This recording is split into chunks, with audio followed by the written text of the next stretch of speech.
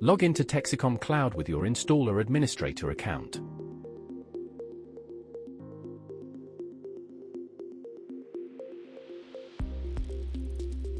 Click on Texecom Monitor.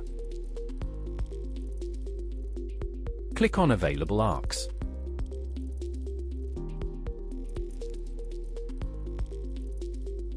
Select the ARC you want to use.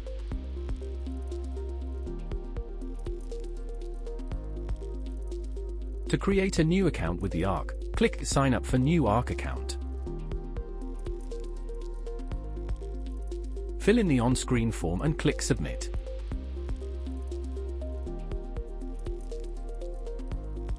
The ARC will contact you to create an account.